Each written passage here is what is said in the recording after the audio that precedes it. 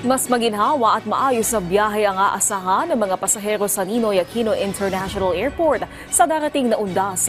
Nag-inspeksyon naman ang Department of Transportation sa ilang pasilidad ng paliparan para matiyak ang kahandaan nito. Ang sentro ng balita mula kay Bernard Ferrer. Galing Imus, Cavite sa Rosana, Catelan. Pabalik na siyang Jeddah, Saudi Arabia kaya maaga siyang nagtungo sa Ninoy Aquino International Airport Terminal 3 para sa kanyang flight. Karaniwan na ang traffic sa daan pero kinagulat ni Rosana ang maliwalas na biyahe malayo sa nakasanayan. Dahil ito sa mga pagbabagong ipinatutupad papunta sa paliparan. Pagka ako po'y babalik, papunta ng airport, lagi po ako may allowance din ng 4 na oras. Pero ngayon? Ay, ang bilis po.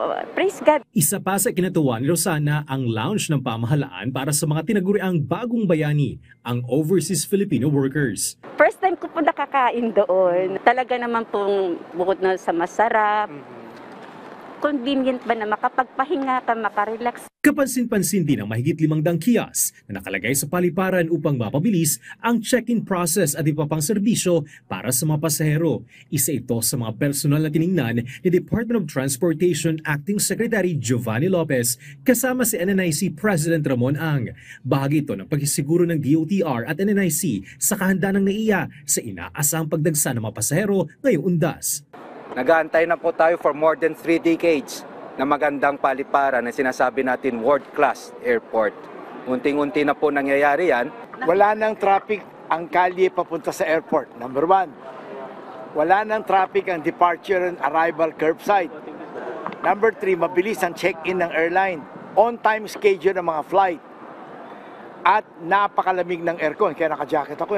Tinatayang mahigit 130,000 ang bilang ng mga pasahero bawat araw ang inaasahan sa NAIA. Maliban dito, patuloy ring gumaganda ang on-time performance ng NAIA. Ang on-time performance ngayon ng NAIA ay lumalampas na ng 85%. May days pa nga na 90%. So napakalaking bagay niyan. Iyan ay lampas sa global standard na 85%. Kaya naman sa mga pagbabago sa paliparan tulad ng mga trolley, upuan, parking area at mas pinaigting na seguridad, kumpiyansa ang pamuno ng NAIA na mas magiging maginhawa ang biyahe ng mga pasahero ngayong undas. Patuloy namang pinapaalalahanan ng publiko na sumunod sa mga pinatutupad na panuntunan at security protocols. Samantala, nakapagrimit na rin ang NNIC sa pamahalaan ng halagang 57 billion pesos mula September 2024 hanggang October 2025 bilang bahagi ng Public-Private Partnership Project.